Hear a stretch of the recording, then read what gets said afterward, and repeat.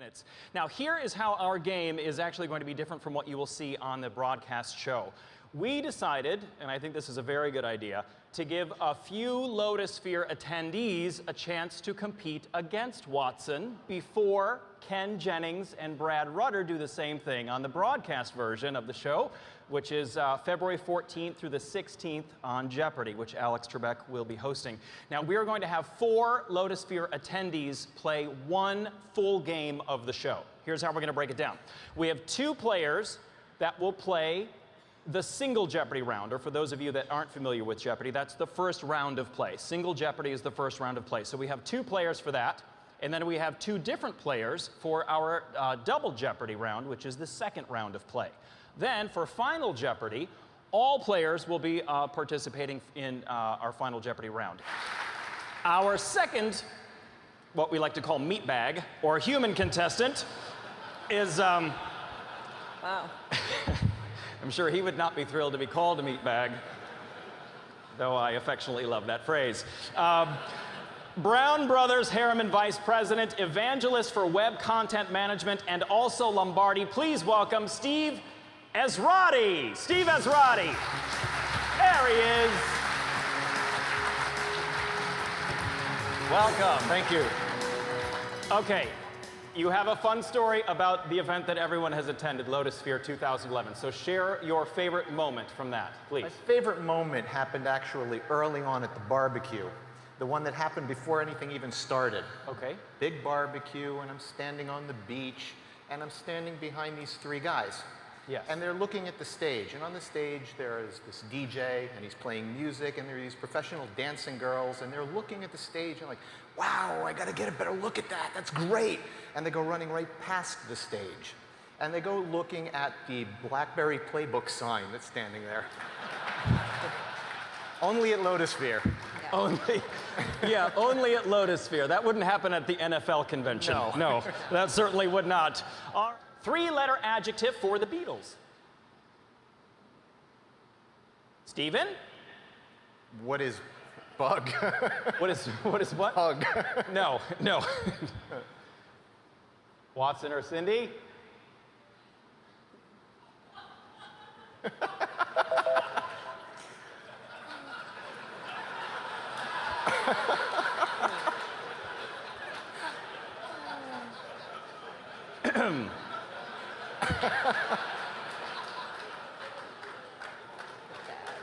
I would like to apologize for the remaining living members of the Beatles.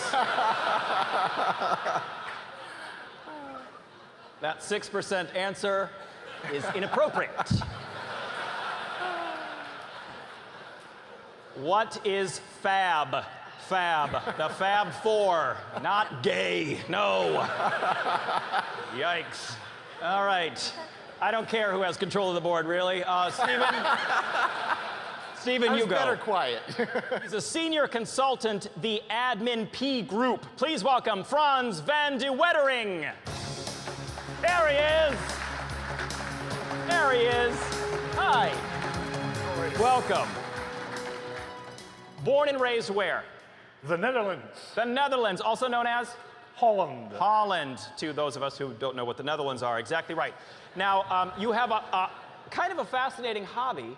Tell us what that is. I collect 45s. Before you say anything else, do you know what 45s refer to? To go back to our Beatles reference a little earlier, not gay. 45s, the records, correct? Yes, the correct. vinyl records. Excellent. How long have you been doing that? All my life, really. And how many do you think you own? I have about 10,000 of them. What? And do you live in your garage? Where you keep the records in your house? You know, one of the nice things about living in Florida, Yes? real estate is really cheap. Wow. So I have Wow. a nice man cave for that. I bet 45s are not necessarily all cheap. What's the most you've ever paid for a 45? A really hard to find copy of something? About $65. $65 for a Yes. 45. But with the advent of eBay, prices have come down a lot, so it's a lot easier to find stuff.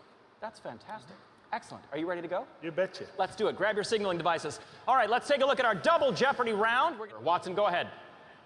1600, same category. Okay. Luanda, Monrovia, Algiers.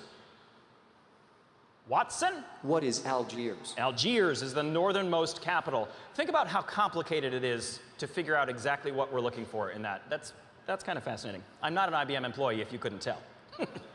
They don't hire the funny guys, they hire the smart ones. I'm just saying.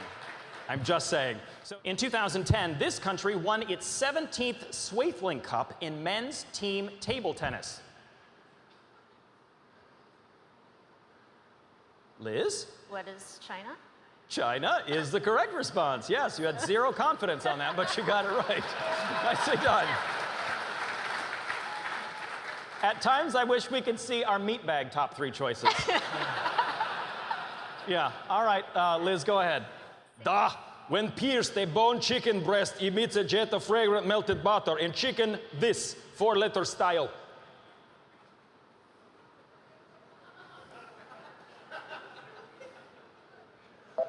All that for nothing? Chicken Kiev. Chicken Kiev. That was the accent. Liz, go again. At it. Same category, 1800, please. 1600, and it is the Daily Double! All right. Oh, God. You are all very brave for sitting out there. I welcome any of you to come up here and do the same thing. All right, here's the deal. You got $10,400. You cannot catch Watson at this point. The game is ending soon. How much would you like to wager? 400, please. $400 it is. No guts, no glory. All right, 400 bucks it is on the table. Here's your clue. Alton Brown recommends Pinot Noir for the wine in the French name of this dish. Coq au vin. What? Coq I need you to phrase it. What is coq au vin? Yeah, there you go. What is coq au vin? Nicely done. You got your measly $400. Good win.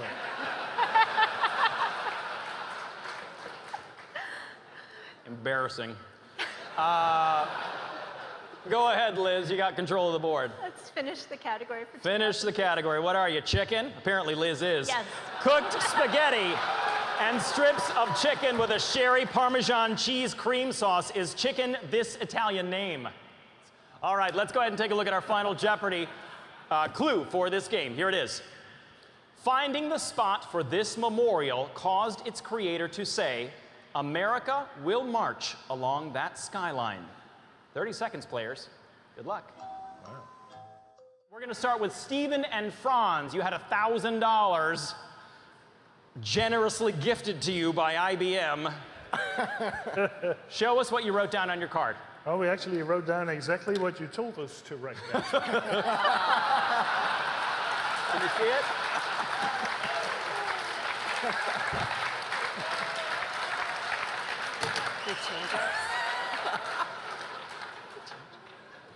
How much did you wager of your fake $1,000? $1,000. You end up with nothing. Exactly what you came into this round with. All right, Cindy and Liz, we move over to you. You had $8,800. Let's take a look and see what you wrote on your board. You wrote originally, what is ground zero? And then you changed it to Mount Rushmore. Mount Rushmore is correct. All right. Nicely done. Nicely done. Created by Gutzon Borglum, finished in 1941, and no one died in the creation of that monument, which is amazing. All right, you had $8,800. How much did you wager? $8,800. Doubled your score. Brings you up to $17,600. All right, Watson, it's all up to you now, my friend. Did you come up with Mount Rushmore? What is Mount Rushmore? 98% confidence level on that. And how much did you wager? $10,299, ending with $38,199. Give our contestants a round of applause. You guys did a great job. Thank you all so much.